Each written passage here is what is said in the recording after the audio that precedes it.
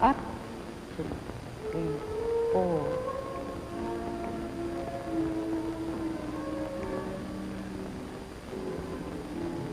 Lift.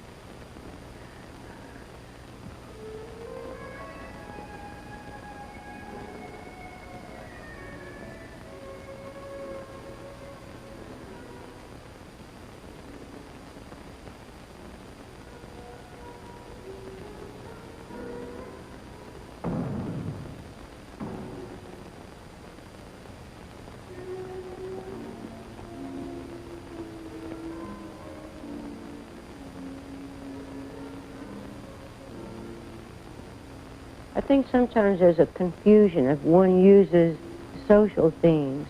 The tendency is to put you in a mold, let's say that you are politically right, left, or center, or something like that. Cut. That's very good. I felt a deep social sense about what I wanted to express, and quite personally, the things that affected me deeply personally is what I did and commented on. And that's right, and turn. 2 and 3.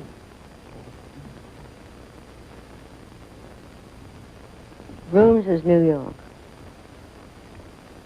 Rooms is what I grew up in, or what happens in the hallways, the tenement houses I was raised in, or the streets.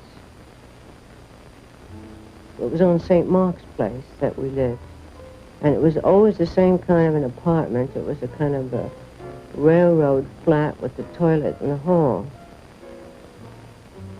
My mother was a real working class woman. It was very difficult. Very difficult. Imagine a mother of 4 working in a factory, coming home and taking care of 4 children and a husband. It was a must that after school we wouldn't play on the streets, but that we would be taken care of. So from 3 to 6, we were in this settlement house, and that's where I saw dancing. I remember just looking in the room and seeing them dance around, and I liked it. So I asked, could I join? They said, yes, of course, and that was it. I joined the class and fell madly in love with dancing. My mother was horrified at the idea that I wanted to dance professionally, because with Jews, you just don't dance, you see. That was associated with something else. If you wanted to be in the arts in Jewish life, you could be a musician, but you'd have to be a man. The woman could never take on a professional position in life. The woman could be a school teacher until she got married, or a secretary in a very respectable firm until she got married. My mother finally said to me when I was about 15 or 16, what's going to happen to you? Are you going to be a Kultur? I said, no, I'm not going to be a Kultur. I'm going to be a dancer. And she said, out, and I left. Then, after working and working, she came to see me perform at the Y on 92nd Street. And I think I was giving a solo concert. And she was all dressed up and had a hat on, and it was a very special occasion. And someone in back of her said, excuse me, do you mind taking off your hat? She turned around and looked and said, why should I? It's my daughter. From the settlement house, the woman in charge of it thought that I should have more advanced training. She sent me to the neighborhood playhouse. And then into that atmosphere came Martha Graham and Louis Horst to teach us modern dance and choreography. And that was a great turning point, especially studying with Louis Horst, studying choreography. This, two, and then you go 1, 2, 3, 4, 2, 2, 3, 4, 3, 2, 3, 4, 4, and hold, and lift up. That's right. From the very first day I studied with Louis Horst, I knew that for me it wasn't just enough to be a soloist. His way of working introduced us to music. Because, you know, a lot of dancers don't know anything about music to this day. They hear it, it goes in one ear and out the other. But this man made us aware of the significance and the beauty of music, all kinds of music. 1, 2, 3, 4, 6, 2, 3, 4, 7. Even today, I think, would Louis Horst like this? Would Louis Horst like it? He had impeccable taste, and he was probably one of the most truthful people in the dance world. He never lied. He was never polite, but he was noble.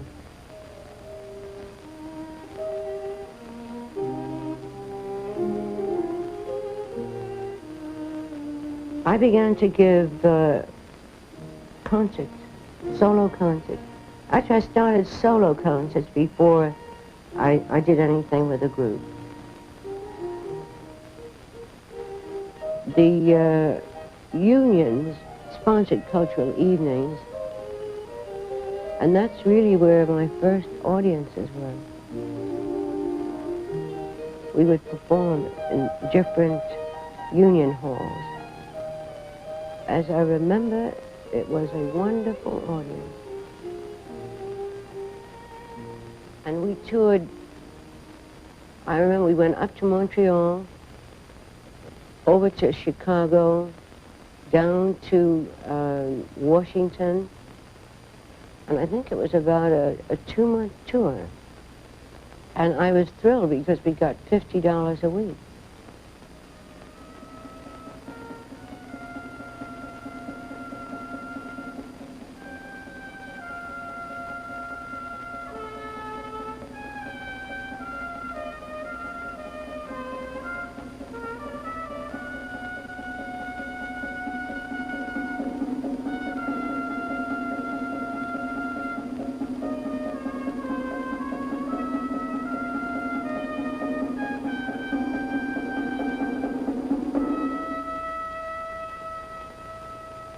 One of the most important things that happened to me and changed the whole course of my life was being invited to Mexico in 1939.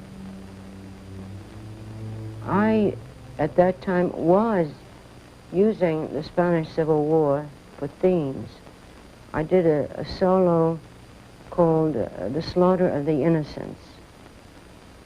Then we also did the group dance, War is Beautiful, which was about the fascists in Italy, which had a relationship too. And they were fascinated that these themes could be used in dance. There was a period when I was commuting from Mexico to the United States, and here I began to work with actors, movement for actors.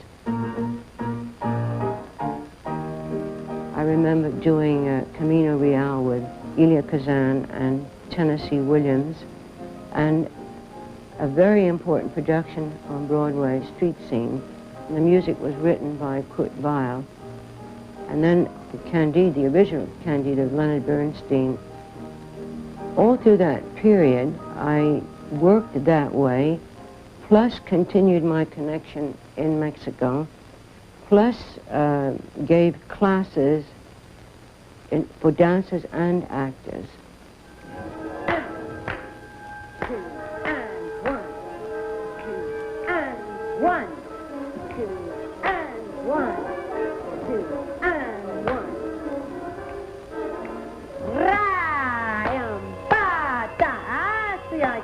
Oh, right. That's it. Yeah. Now, Anne, you've got to get yourself more in the middle for that. Mike, let her pass you, because she's the cue. That's right. All right. No, Vicky, no, I'm sorry. Get over there. You see, you're in one spot. By 2, you should be in the center. By 3, you should be over there. It's too thick.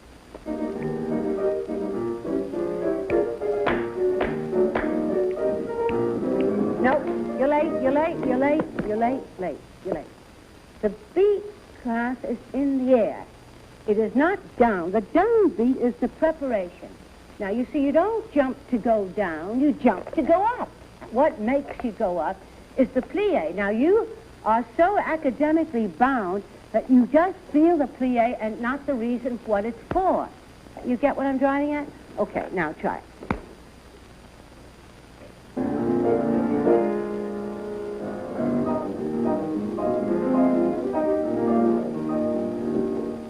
That was good.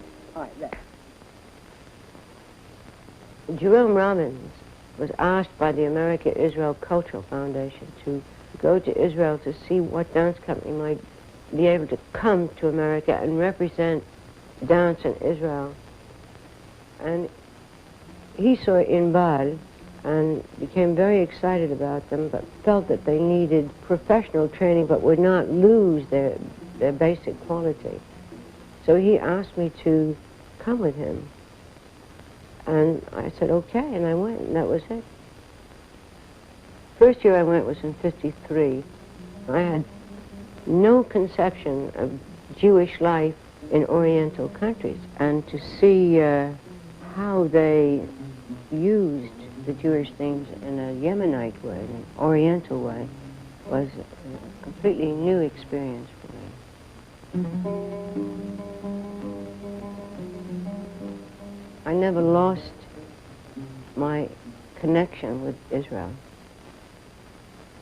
Didn't expect that I would be tremendously moved that the minute the plane went down and touched the ground of Israel, I was overwhelmed with an indescribable feeling about being there.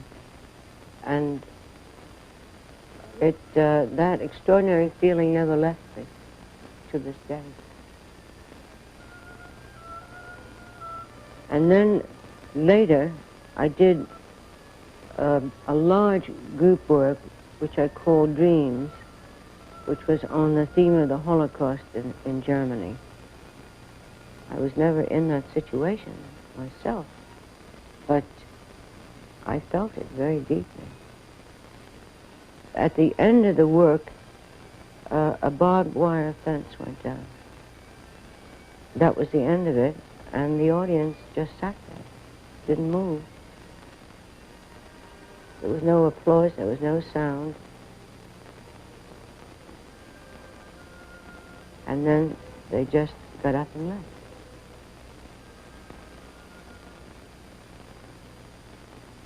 I can never do anything unless I feel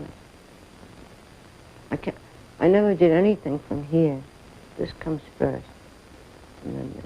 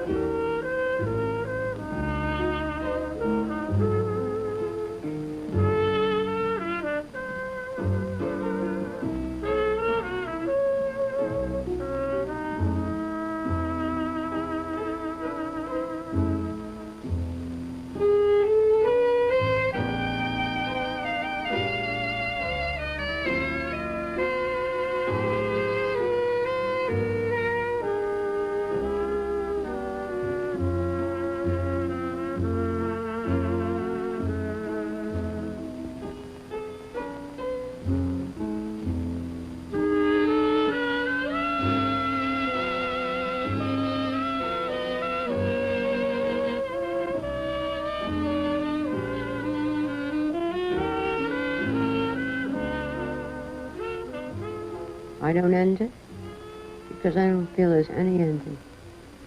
Rooms ends where it began. Dreams, no ending. That's the Jew in me. Ask the world a question and there's no answer. All I do is present what I feel and you answer. You answer.